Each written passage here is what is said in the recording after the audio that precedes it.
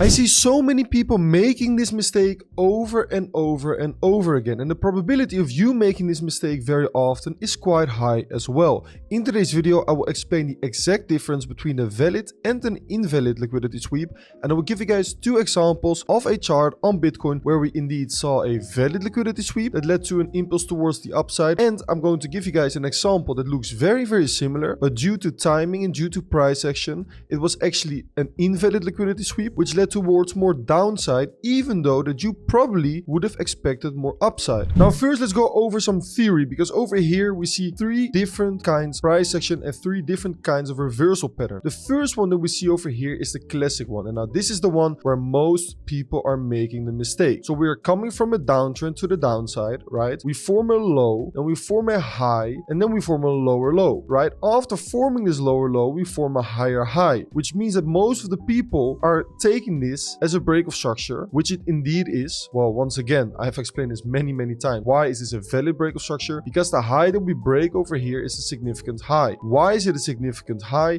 Because the high over here brings us to a lower low compared to this low over here that brought us to that high. But even though that it's a valid break of structure over here, I still would not trust this reversal pattern for a continuation towards the upside. Now, why is that the case? It's the case because of the fact that we are not looking at a valid liquidity sweep over here. Why are we not looking at a valid liquidity sweep over here? Because why would there be liquidity resting over here if price action is not behaving in a certain way that it's actually engineering liquidity beneath this low? What do I mean by that? I mean that a liquidity sweep is not as simple as going beneath a certain low or going above a certain high and then reversing towards the opposite side and then call it a day and call it a liquidity sweep. A liquidity sweep is only valid if price is actually engineering liquidity beneath a certain low or above a certain high, and then price mitigating that liquidity pool for reversing towards the opposite side. Now in this case, there is no liquidity pool being engineered. Just by price giving a slight bounce after forming a low, that doesn't necessarily mean that a lot of people are placing their stop loss, for example, beneath this low over here. Instead, what you want to be looking at is certain price action behavior like we are seeing over here and like we are seeing over here. Now what's the difference? The difference over here is the fact that after this bounce, right, we form a higher low and then a higher high. What do we call this? We call this a fake break of structure. Why do we call this a fake break of structure? Because the high that we break through over here is not a significant high to break. Why? Because it did not bring us to a lower low compared to this low that brought us to that high. It only brought us to a higher low, making this high insignificant to break. But getting into the mind of the retail trader, they are indicating this as a valid break of structure. They are indicating this as a reversal pattern that the price should continue towards the upside. So what are retail traders doing? They are longing the price of Bitcoin over here and they are placing their stop loss, for example, beneath this low, but most of the people will place their stop loss beneath this low and then they will target higher price. What happens is that this way we are actually engineering liquidity beneath this low over here, and therefore this move over here to the downside is a valid liquidity sweep before pushing towards the upside and giving us a valid break of structure.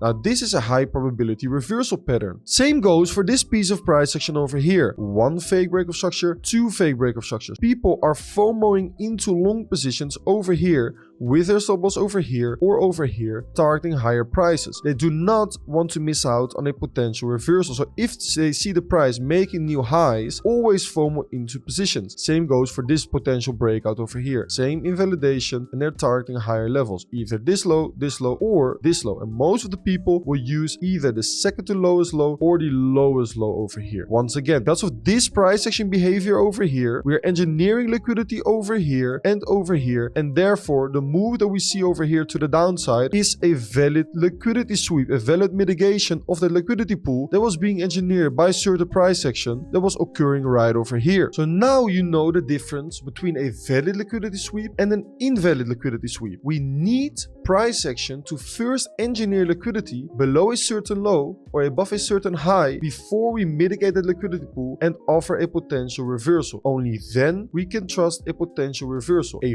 valid liquidity sweep followed by a valid break of structure with a bullish or bearish displacement, that's a high probability reversal. Now let's first dive into an example of a invalid liquidity sweep and an invalid break of structure. Therefore, what we can see over here is a reversal pattern, right? If we zoom in, we can see the price over here sweeps this high, right? Then we push to the downside and we get a break of structure. Why is this not a valid liquidity sweep, and why is this not a valid break of structure to the downside?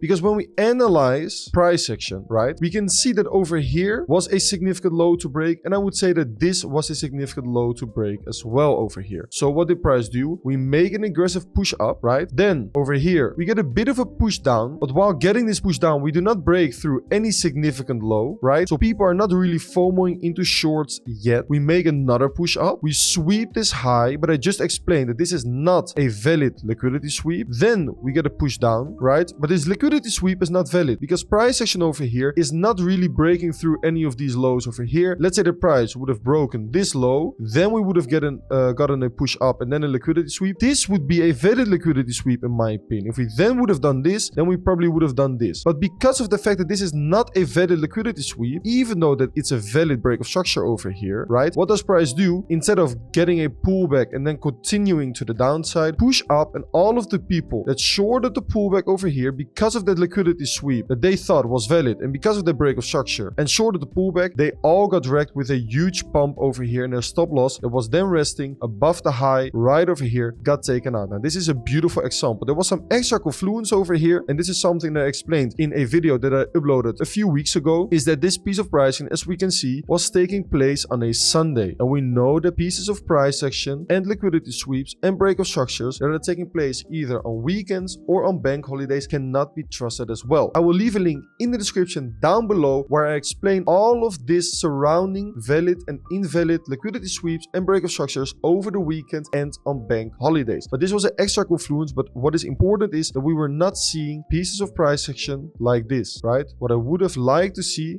if we had a low somewhere over here, and then I would have liked to see this and then this, right? This would have been a valid reversal play, but instead what we did was simply forming a high, then forming a higher low, right? Higher high, sweep. This is not a valid liquidity sweep, and this is exactly what we were seeing right over here, and therefore this piece of price action and this liquidity sweep couldn't been trusted. Now let's move to a valid liquidity sweep and a valid reversal play. What we were seeing over here is that we had a very strong downtrend. We formed this low. After forming this low, we formed this high, then we form a higher low, and then over here we form a higher high, right? So what we can see over here is that we put in this fake break of structure. This fake break of structure is engineering liquidity because people FOMO into longs over here with their stop loss beneath this low or this low, or they FOMO into longs upon they pull back with the same invalidation. And therefore, guys, we are actually engineering liquidity beneath this low, and we are engineering liquidity beneath this low. Therefore, push that we see to the downside over here is a valid liquidity sweep. After getting that liquidity sweep, we get a push up with a bullish displacement and a bullish break of structure. Then, so we get that bullish break of structure, we get a bullish liquidity sweep and a valid liquidity sweep, and then there's even more interesting price action going on over here. Now I get it, it's all easy in hindsight, but look how pretty this is. Fake break of structure, another fake break of structure. Once again, engineering liquidity beneath this low and beneath this low, which makes this low a valid inducement over here for this bullish breaker block that aligns with a bullish displacement over here, right? Once again, fake break of structures are engineering liquidity, and we always want to enter where other people are getting stopped out. Just like a valid liquidity sweep leads to a valid break of structure, and we want to know the difference between a valid and invalid liquidity sweep, we also want to know the difference between a valid invalid inducement above or below our POI. Without an inducement, we are not going to enter a trade because that inducement is making sure that we always enter where other people are getting stopped out. Now, because of this piece of price action right over here, create a valid inducement above a high probability POI after a high probability liquidity sweep and a high probability break of structure. This is what we call an A+ setup. We enter inside of our POI, invalidation beneath the low, and then we start targeting some high time frame buys and liquidity. You would have taken a setup like this, could have banked yourself an RR of approximately 5.45, and that is exactly due to the fact that you would have been able to spot a valid liquidity sweep, a valid break of structure, and a valid inducement.